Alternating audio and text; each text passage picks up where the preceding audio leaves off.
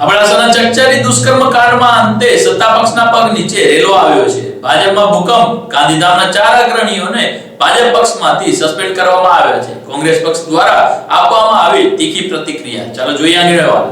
નલિયાના અત્યંત ચકચારી સામૂહિક દુષ્કર્મ પ્રકરણ અંતે ગાંધીધામ ભાજપના 3 હોદ્દેદારો નગરસેવકોના નામ બહાર આવતા તેમને જિલ્લા પ્રમુખે સસ્પેન્ડ કર્યા હતા. તો બીજી બાજુ ભોગ બનનાર મહિલા અને તેમના પરિવારને મહારાષ્ટ્ર બાજુ મોકલી દેવાયા હોવાના પણ અહેવાલ સાંપડ્યા હતા. પરંતુ આ પ્રકરણમાં હજુ પણ એકે આરોપી સમ ખાવા પૂરતાએ પોલીસના સકંજામાં આવ્યા નથી. આજે 2 આરોપી પોલીસ સમક્ષ હાજર થયા હોવાની ખબર પ્રસરી રહી છે, પરંતુ એવું કંઈ બન્યું નહોતું.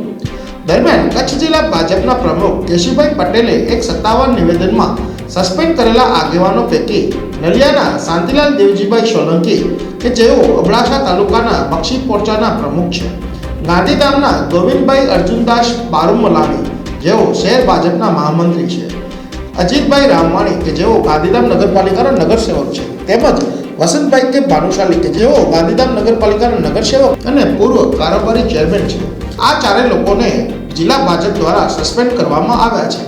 નલિયા સામૂહિક દુષ્કર્મ કાંડમાં અગાઉથી જ વિનોદ ઉર્ફે બબાભાઈ લોહાણા, શાંતિભાઈ સોલંકી, ભરત દરજી, વિપુલ ઠક્કર, ચેતન ઠક્કર, અતુલ ઠક્કર, અશ્વિન ઠક્કર તથા ગાંધીધામના ગોવિંદ, વસંત અને એક પગે દિવ્યાંગ એવો નામે સામે આવ્યા હતા. જેમાં આજે ગાંધીધામના અજીત રામવાણી, ગોવિંદ પારુમલાણી તથા વસંત ભાનુશાળી એમ 3 શખ્સોના આખા નામ બહાર આવ્યા હતા તેવું જાણવા મળ્યું હતું. તો આ પ્રકરણની તપાસ કરતી પોલીસે અગાઉ ગાંધીધામની હોલિડે રિસોર્ટ તથા અન્ય ગેસ્ટ હાઉસની પણ તલાશી લીધી હોવાનું ઉમેર્યું હતું. નલિયામાંથી અગાઉ ભાજપ બક્ષી પંચના પ્રમુખની કાર પણ જપ્ત કરાઈ હતી અને પંચનામા પણ થઈ ગયા હોવાનું જણાવાયું હતું. આ ચકચારી કાંડમાં પોલીસને તમામ આરોપીઓના નામ સરનામા મળી ગયા હોવા છતાં હજુ એકે આરોપી પોલીસના સકંજામાં આવ્યા નથી.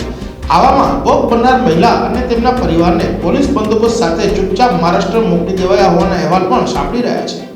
દિલ્હીમાં નિર્ભયા કાંડ વખતે જિલ્લાના અનેક મહિલા સંગઠનોએ દેખાવ કર્યા હતા, ત્યારે કચ્છમાં બનેલા આ નિર્ભયા કાંડથી પણ 4 ચાસરી વધુ ગણાતા આ પ્રકરણમાં મહિલા સંગઠનનું મૌન અકળાવનારું હોવાની ચર્ચાએ પણ જોર પકડ્યું છે. ભોગ બનનારી આ મહિલાની સાથે અન્ય 35 થી 40 સ્ત્રીઓનું શોષણ થયા હોવાનું પણ સૂત્રોમાંથી જાણવા મળ્યું છે, જેમાં ફરિયાદ નોંધાવવા સહિતની હિલચાલ દેખાતી હોવાનું સૂત્રોએ ઉમેર્યું હતું. જિલ્લામાં ભૂકંપમાં આ પ્રકરણમાં આરોપીઓના પૂર્ણ ઓળખ થઈ ગઈ છે, ત્યારે પોલીસની સીટથી 15 થી 20 સભ્યોની ટીમ આરોપીઓને પકડવા વડોદરા, મુંબઈ, અમદાવાદ શહેરોમાં શોધખોળ કરી રહી છે. પરંતુ તમામ આરોપીઓ જાણે ભૂગર્ભમાં ઉતરી ગયા હોય તેમ પોલીસને સફળતા મળતી નથી કે શું?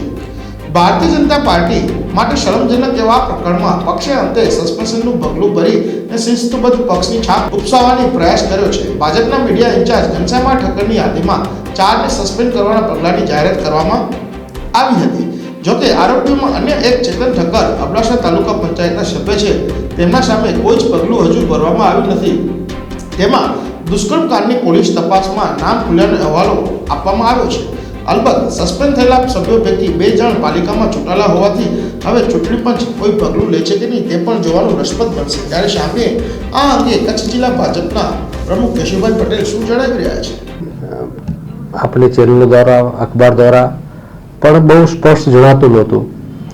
વિષય જે બન્યો હતો એ નલિયાનો એ આજે પોલીસ તપાસમાં જ્યારે ખુલીને બહાર આવ્યું છે કે આટલા લોકો સંડોવાયેલા છે, એના અનુસંધાને જે નામ આવ્યા છે એ પ્રથમ દ્રષ્ટિએ હજી નામ આવ્યા છે, છતાં પણ ભારતીય જનતા પાર્ટી પોતાને એવું લાગ્યું કે જો આ પાર્ટીના જો કાર્યકર્તાઓ હોય અને નામ પણ આવતું હોય તો આજે ભારતીય જનતા પાર્ટી જે 4 લોકોનું નામ આવે છે એ 4 લોકોમાં શાંતિલાલ સોલંકી, ગોવિંદ પારુમલાણી, અજીત રામવાણી અને વસંત ભાનુશાલી, આ 4 લોકોને પોલીસના નામ આવે છે. તપાસમાં અંતે જે થાય તે પણ છતાંય પ્રાથમિક સભ્યથી આજે ભારતીય જનતા પાર્ટી નિર્ણય લીધો છે કે એને પ્રાથમિક દ્રષ્ટિથી દૂર કરવા. ભારતીય જનતા પાર્ટીને ફરિયાદ 25 તારીખે દાખલ થઈ હતી, આજે 10 દિવસ થયા, આટલું લેટ કાર્યવાહી શા માટે?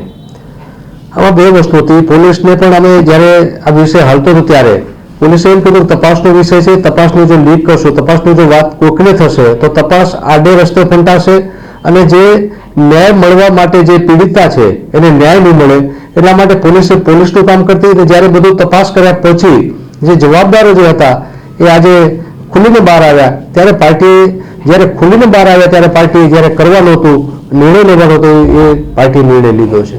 એટલે ફરિયાદના આધારે આ કાર્યવાહી કરવામાં આવી છે કે પોલીસ તપાસના આધારે? નહીં, ફરિયાદ અને પોલીસ બે ઘણી વખતે ફરિયાદ કોઈ પણ નોંધાવે, ફરિયાદ નોંધાયા પછી પોલીસ એનું ઇન્ટ્રીગેશન કરતી હોય, તપાસ કરતી હોય અને એમાં તથ્ય જણાતું હોય ત્યારે જ પોલીસ આગળની કાર્યવાહી કરતી હોય.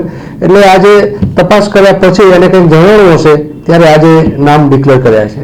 સાહેબ, આમાં ચેતન ઠક્કર અને કાંતિ દરજી એ બે શખ્સો સામે પણ ફરિયાદ નોંધાણી છે, એ પણ ભાજપના પ્રાથમિક સભ્ય છે, તો એની સામે કાર્યવાહી શા માટે નથી થઈ? નહીં, પણ એને પણ કરશું, અમે તપાસ કરી લઈશું. અમારે જ્યાં સુધી પ્રાથમિક સભ્ય છે ત્યાં સુધી જે લીધા છે ને કોઈ પણ પાર્ટીનો આમાં ઇન્વોલ્વ હશે તો પાર્ટી સખતમાં સખત એને સજા થાય, ગુનેગારો હોય એને એવા પાર્ટી નિર્ણય લેશે અને પાર્ટી સૂચના પણ આપી છે.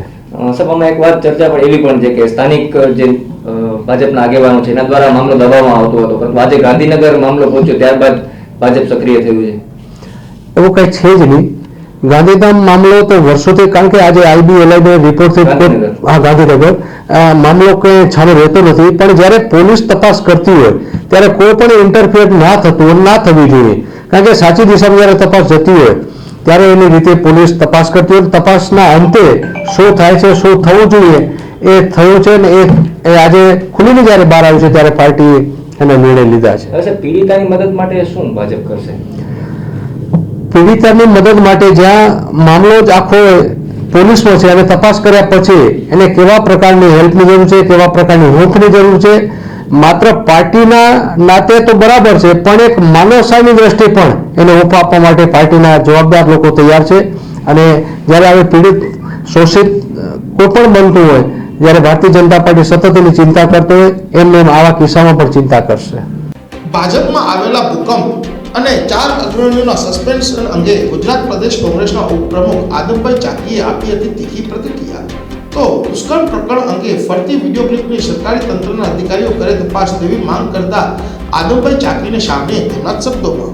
ખરેખર આજે સત્તાવાર દસ્તાવેજ સાથે ભારતીય જનતા પાર્ટીના નેતાઓ સંડોવાયેલા છે એવો પુરાવા આજે પોતે જ બતાવ્યા.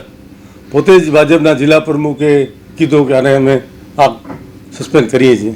પરંતુ હજી પણ મોટા માથાઓ આમાં ઘણા બધા છે, પણ એમાં દુઃખ સાથે કહેવું પડે ભાજપને કે ભાજપના ધારાસભ્ય 4, એક બેન બોલ્યા, હજી 4 ધારાસભ્ય ને જિલ્લા પ્રમુખ એવો કોઈ નિવેદન આપ્યો નથી કે ચમરબંધને પણ અમે છોડશું નહીં, એના પગલાં લેશું, એવું કંઈ બોલ્યા નથી.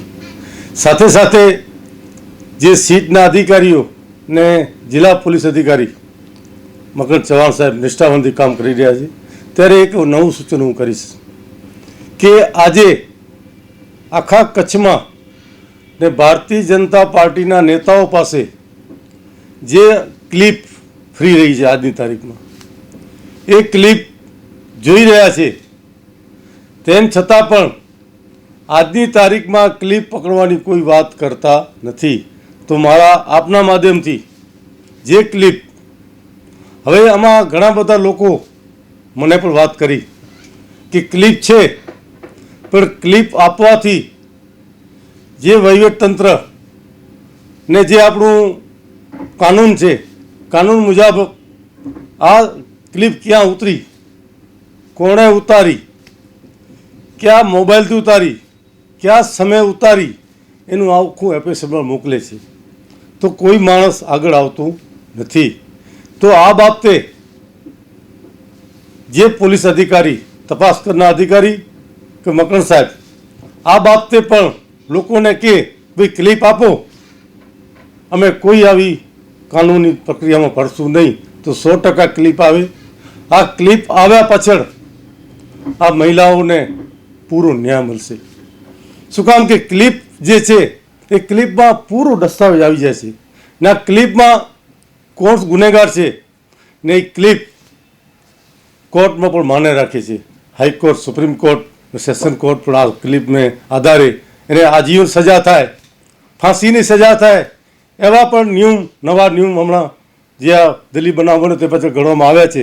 તો આ ક્લિપ માટે મારી નમ્ર વિનંતી છે, નિષ્ઠાવાનથી ડીએસપી સાહેબ કામ કરી રહ્યા છે, તો આ મુદ્દા પણ થોડુંક હાઇલાઇટ થાય કે આ બધું ક્લિપ કેના કરે છે, શું છે. તો તો આજની તારીખમાં અમે બેઠેલા ઓફિસમાં આ ક્લિપની સમાચાર મળતા હોય તો આ તો વહીવટ તંત્ર છે, એના કારણે બધી એજન્સીઓ છે, બધી રો છે, તો આ રો મારફત કે એજન્સી મારફત આ ક્લિપ વહેલી તકે કબજો કરી લે ને ક્લિપમાં જે લોકો હોય એમાં ભુજ પણ છે, નખત્રાણા પણ છે, ગાંધીધામ આવ્યું ને બોમ્બે પણ છે ને સાથે સાથે આજે પણ હું દાવાથી કહું છું કે આમાં એક મહિલા નથી, હજી 35 થી 40 મહિલાઓ છે. એ મહિલાઓ સાથે કોણ કૃત્ય કર્યું છે એ પણ બહાર આવવું જોઈએ. ખાલી આ 10 જણાનું નામ આપ્યું ને એના પર મીડિયા કરતા હોય તો કોઈ સંજોગે અમે કરવા દેશું નહીં. આ બાબતે મૂળ સુધી જવા માટે અમારી સંપૂર્ણ તૈયારી છે. વહીવટ તંત્ર કરશે તો વેલ ગુડ, અમે સલામ કરશું વહીવટ તંત્રને કે નિષ્ઠાવાથી કામ કર્યું, પણ ક્યાં પણ આ 10માં મોડવાઇફ કરવાની વાત આવશે તો એનું હાઈકોર્ટ અને સુપ્રીમ સુધી જવા માટે અમારી તૈયારી છે. ટૂંકમાં આદમભાઈ, તમે માનો છો કે ભાજપના જિલ્લા પ્રમુખે નાની માછલીઓને સજા કરી મોટા મગરમચ્છોને બક્ષવાની તૈયારી બતાવી છે? 100% ઈ જ છે. ખરેખર મૂળ શું જવું પડે, પ્રમુખને 4 પહેલાં ન કરવા જોઈએ, 4 મોટાઓને જે એને ખબર છે. હું તો કહું છું પ્રમુખ શ્રીને બધી ખબર છે ને પ્રમુખ શ્રી કદાચ મારી જાણ મુજબ, હું ખોટું પણ હોઈ શકું, પ્રમુખ સાહેબ પણ આ વિડીયો ક્યાંથી જોયો છે એવા મને સમાચાર છે કે કોણ કોણ છે.